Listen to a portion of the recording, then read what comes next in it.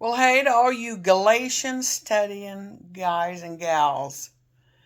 Today we're looking at Galatians 4 1 through 7. And the name of the lesson is called Grace versus Karma. So these verses kind of deal with Jewish culture, of course, with an aspect of family life which we're not familiar with. This ancient culture, the first Sabbath after a boy turned 12, the parents would take him to the synagogue. They'd go through a ceremony and declare to the community that he was a man. He would now have a right to comment on the scriptures in the synagogue. And it was a great epic, it was a big moment for a Jewish young man. Paul was not writing to the Jews, but to the Gentiles in Galatia on an example of growing up in the ancient world, and he was referring to a particular example. So we're going to look at verses 1 and 2. An heir. And it's kind of no different than a slave. Before a child came of age, he had no rights and privileges in that culture. And 18 was a magical age. Woohoo, just like it is now.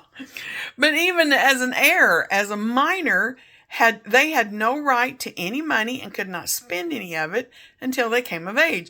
Paul is relating this to a servant who had no control of his affairs. And in the same way, in verse 3, he's referring to children here, not in a chronological sense, but as children before we came to Christ. Kind of using a parable, Paul is saying we're all slaves in this kind of thinking. And he abandons the chronological when he says we were enslaved under the guardianship of elementary principles of this world. This phrase it comes from one single Greek word. It kind of blows my mind how language does that. Elements of the world. It's difficult to describe, but the basic elements of this world involve karma. You get what you deserve.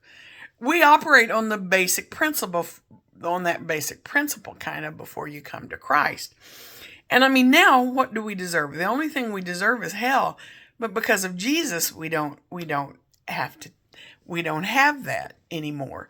Paul also uses the same Greek word in Colossians 2, 20 through 22, where the human commands and teachings for the basic principles of the world, superstitions, because of karma, and fear, we don't deserve good.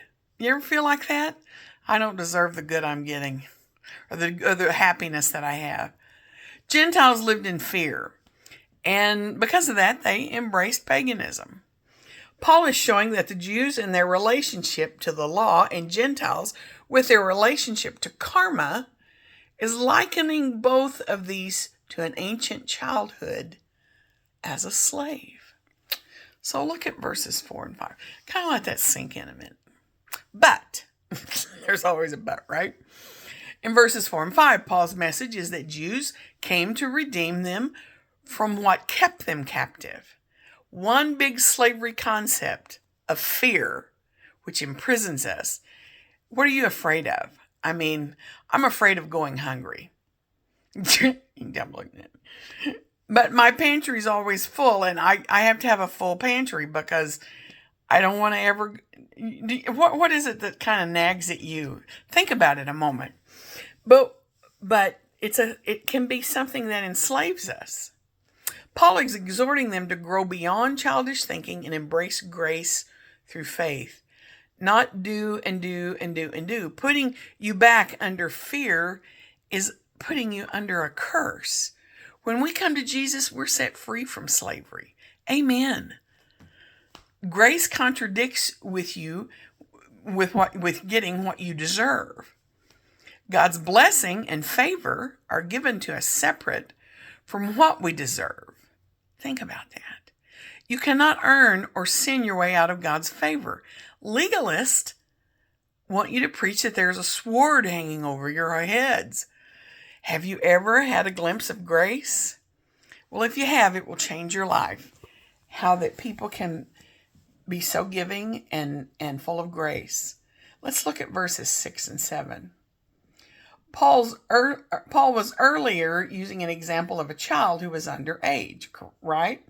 So Paul wants to remind us that was the role of the law. It was a custodian.